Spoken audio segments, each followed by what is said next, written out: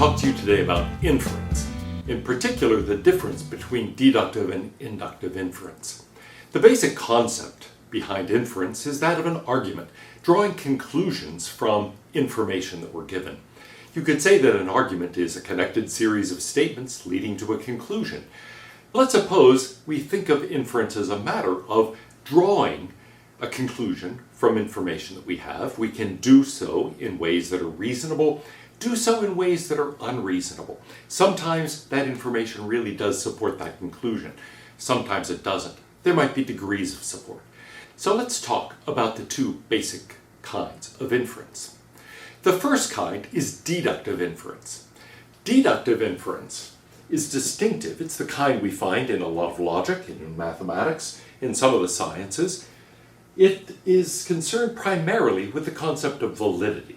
A valid argument is one where the truth of the premises guarantees the truth of the conclusion. And so in a deductive inference in general, the conclusion we draw from the information we're given is guaranteed to be true if that information is true.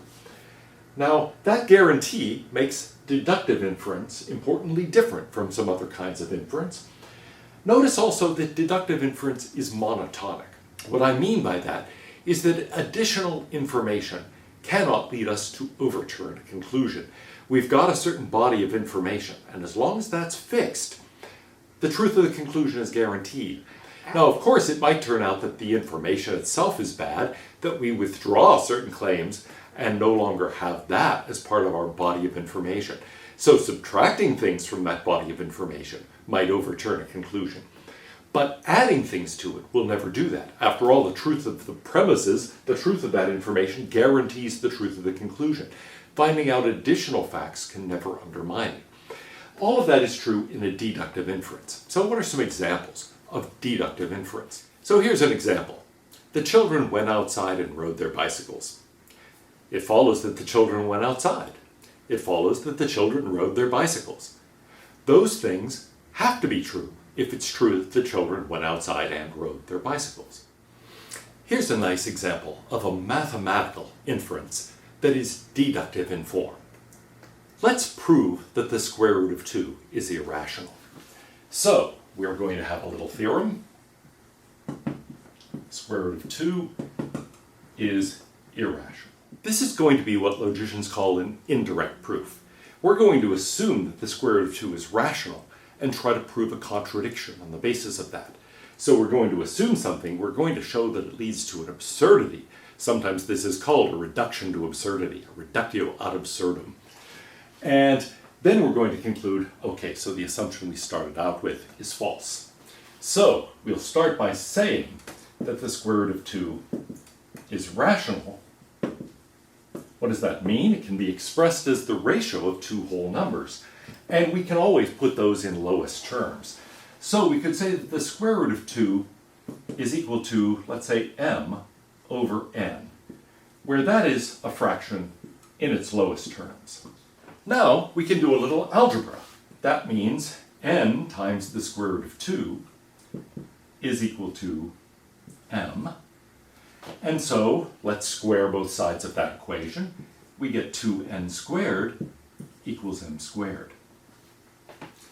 Well, that means m squared is an even number. But if m squared is even, so is n. So we'll be able to say m squared is even. It follows that m is even. And so if m is an even number, that means it can be expressed as 2 times something else. So we could say that it follows that m is equal to 2 times, well, something else. Let's call it r. Now, let's go back to this equation. We had that 2n squared was equal to m squared. Well, if m is 2r, then m squared is 4r squared. So let's substitute that, and we get 2n squared is equal to then 4r squared. Let's divide both sides of the equation by 2. N squared is equal to 2r squared. But that means n squared is even, and that means n is even. So n is divisible by 2. But wait a minute, m was also divisible by 2, so we conclude that actually m over n couldn't have been in its lowest terms. They were both even numbers, if this is right, and so actually they are both equal to 2 times something else. That fraction couldn't have been in its lowest terms. So n is even, m is even, follows that m over n is not in lowest terms. Contradiction. So we conclude our initial assumption that the square root of 2 is rational has to be false. The square root of 2 has to be irrational. Now, at every step of this little proof, what we concluded was guaranteed from the information that we were given. Of course, in this case, we had a bogus bit of information. We had this information we were assuming, for purposes of the proof, that the square root of 2 is rational. And we proved that couldn't be true, because if the square root of 2 were rational, it would turn out that when we put it in terms of a fraction in lowest terms, it couldn't be a fraction in lowest terms. Both of them would have to end up being even. And so there would be no way of getting to any fraction in lowest terms. So it's impossible for the square root of 2 to be a rational number. This is the proof that actually shattered the worldview of the Pythagoreans in ancient Greece and apparently led to some suicides when people realized their entire philosophy, that the whole universe could be constructed in terms of ratios of whole numbers, had to be wrong. Now, it's hard for us to imagine seeing this proof and deciding suicide was the only way out, because nobody anymore thinks that the universe can be understood strictly in terms of the ratios of whole numbers. But the Pythagoreans did think that, and this came as a deep, deep shock. In general, it's going to be true that in mathematics, our reasoning is deductive. That's the point of a proof. We might do the same thing in the sciences. Now, many aspects of scientific reasoning, as we'll see, are not deductive. But within basic physics, for example, you're going to be doing lots of examining of equations, you're going to use a lot of mathematics, and you will use a lot of deductive inference in thinking about the structure of the physical theory. And the same thing is going to be true in other sciences. In philosophy, you end up using a lot of deductive inference, in addition to certain other kinds. But you might say, broadly speaking, in our reasoning about the world, deductive inference is actually the exception. Most of our reasoning is really inductive. So what is inductive inference? Well, it's opposite of deductive inference in a number of ways we talked about. The key concept is not validity any longer, but strength. It's a matter of support that conclusion gains from the information from which we're drawing the conclusion, and that support can be stronger or weaker. So inductive strength is something that comes as a matter of degree. That's not true in deductive inference. You've either got a good inference, one that's valid and does provide that guarantee, or it doesn't work. It's invalid, it doesn't provide the guarantee. So it's an all or nothing affair. But in inductive reasoning, we can talk about the strength of support that information lends to that conclusion.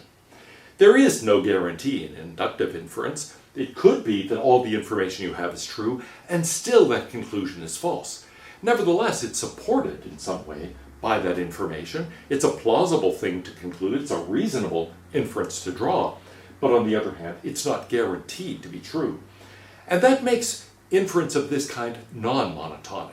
What that means is that additional information could lead us to retract the conclusion we had drawn. We conclude, for example, on the basis of the fact that we've observed swans for generations and they've all been white, that all swans are white. But that isn't guaranteed. Additional information might lead us to retract that conclusion. In fact, that really happened. Scientists found in a remote region of Australia black swans. And so they retracted their conclusion that all swans were white. In that case, it seemed like support was strong. Every swan that had ever been observed was white, but there was no guarantee. Here's another example of a deductive inference. All cats are animals. Emmett here is a cat, so Emmett is an animal.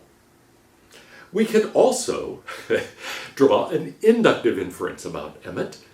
When I record these videos, Emmett tends to come over and demand attention. Now, he doesn't always do it. So if I start recording, it's not guaranteed by any means that Emmett will come over and demand attention. But it does often happen. And so here's a case where it did, further confirming evidence. We're going to turn now to thinking about the various kinds of inductive inference to give you an idea that there are many different sorts of support, many different ways of evaluating the strength of an inductive inference. So what are some examples? One is generalization from instances. We observe, for example, that all the swans we've seen are white, and we conclude that all swans are white.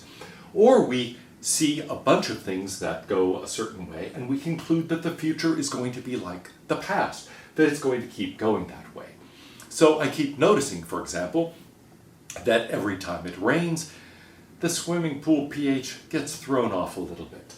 So I conclude that the next time it rains, it's going to be thrown off a little bit. Actually, yesterday it stormed here, so I conclude that when I go out there and measure the chemistry, it's going to be a bit off and I'm going to have to adjust it. That's a generalization from instances. Now notice there is no guarantee. Might be that in this case the rain didn't throw off the pH. It could also be that, well, additional information will make me retract that. Maybe I find out, for example, that this rain was not as acidic as the rain often is around here, and so on. So there could be ways in which I decide, I will not, in this case, draw that conclusion. But overall, that kind of generalization seems plausible. Now notice it comes in degrees. The more instances I observe, the better my conclusion gets. If I see one shirt, the only shirt I've ever seen, let's say, and it's blue and white striped, I could conclude that all shirts are blue and white striped. That would obviously be a hasty generalization, a bad inference. But if I observe many, many different shirts and draw a conclusion on the basis of that, well, the inference gets stronger and stronger. Now, it's pretty hard to conclude anything about the colors of shirts, but you could end up drawing conclusions that all shirts, for example, are made of fabric, and that would be a lot more plausible. A second kind of inductive inference is common sense reasoning. This is reasoning the computer scientists began to study in a serious way right around the late 1970s. So research in this area has been going on for less than 50 years. But it's significant because much of our reasoning in ordinary life is really common sense reasoning in this sense. It involves linguistic constructions that are sometimes called bare plurals or generics. So, for example, I say, as in the famous example in this area, Tweety is a bird. Birds fly, so Tweety flies. Is the truth of that guaranteed? Well, no. It might be that Tweety cannot fly for some reason. Maybe Tweety is a penguin, as the ordinary story goes, or maybe Tweety has an injured wing, or Tweety isn't feeling very well right now, or fill in the blank. There could be many, many reasons why Tweety in particular doesn't fly, even though in general birds fly. And when we use constructions like in general, or most of the time, or typically, that's a way of indicating that we have in mind this kind of generalization that doesn't apply in every single case. Well, in such instances, we apply the generalization. We think it's reasonable to conclude that, let's say I found out you saw a bird in your backyard, that bird was capable of flying. But of course, it isn't guaranteed.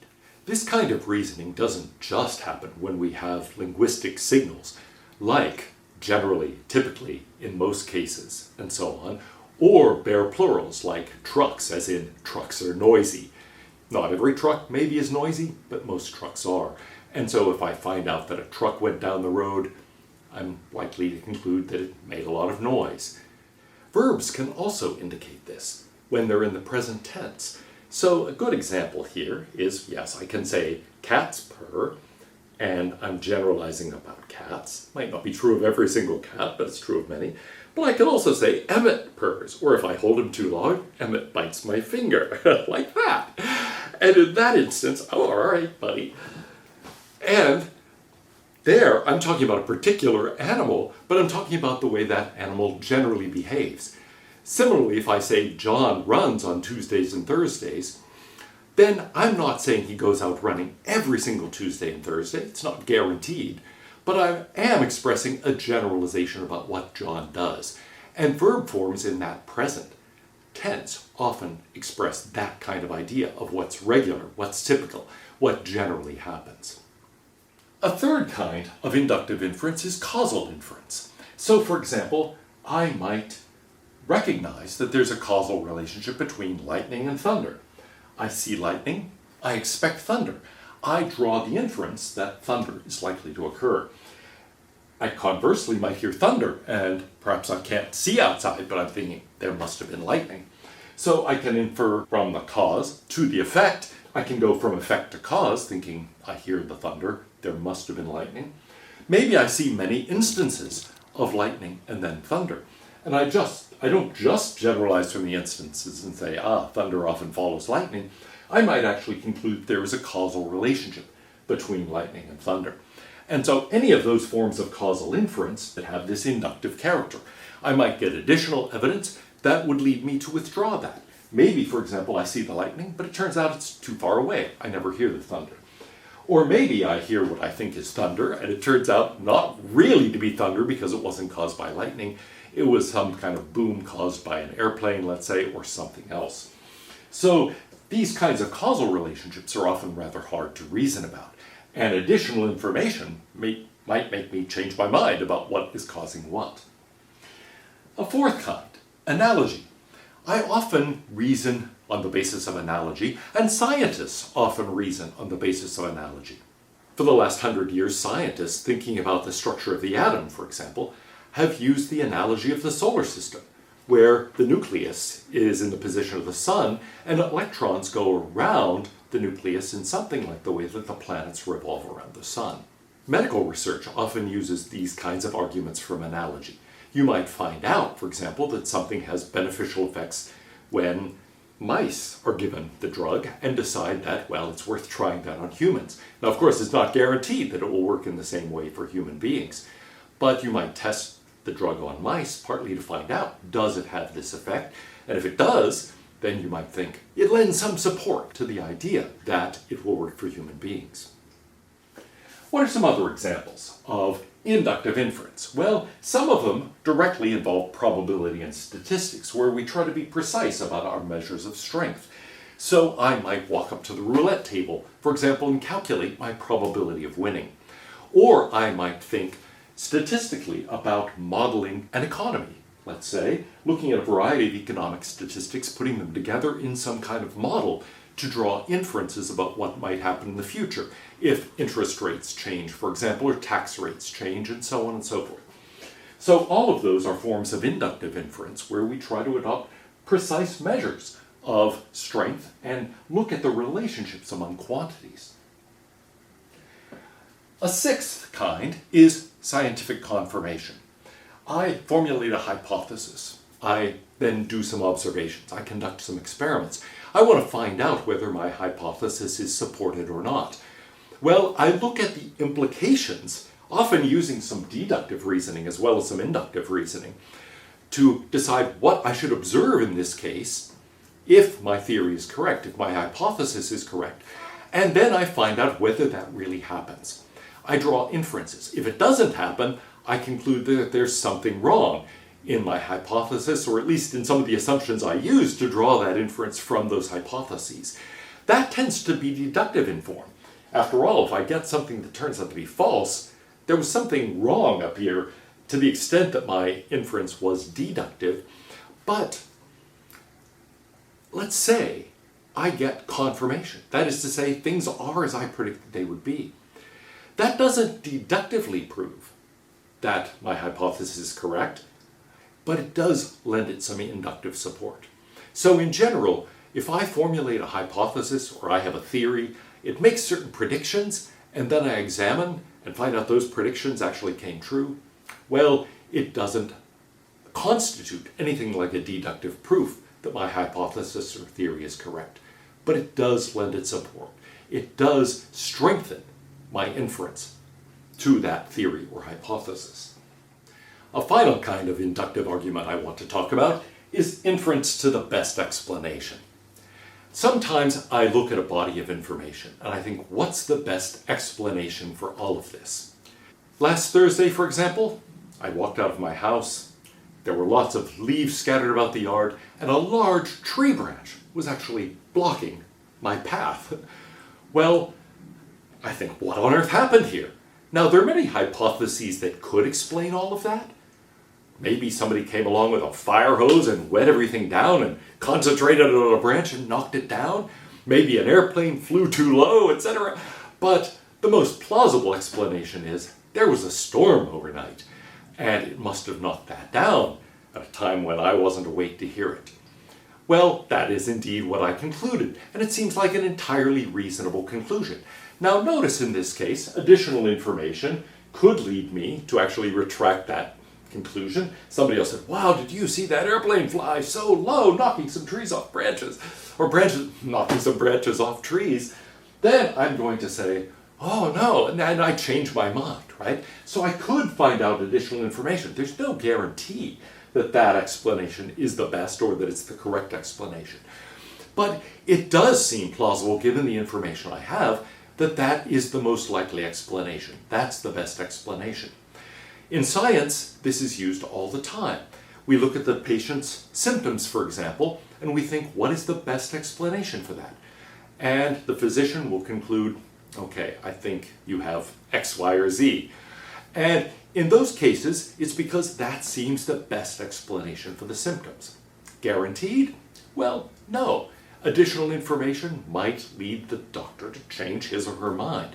But the point here is really that the best explanation, given the information we have, is this. And so that's a very important form of inductive inference.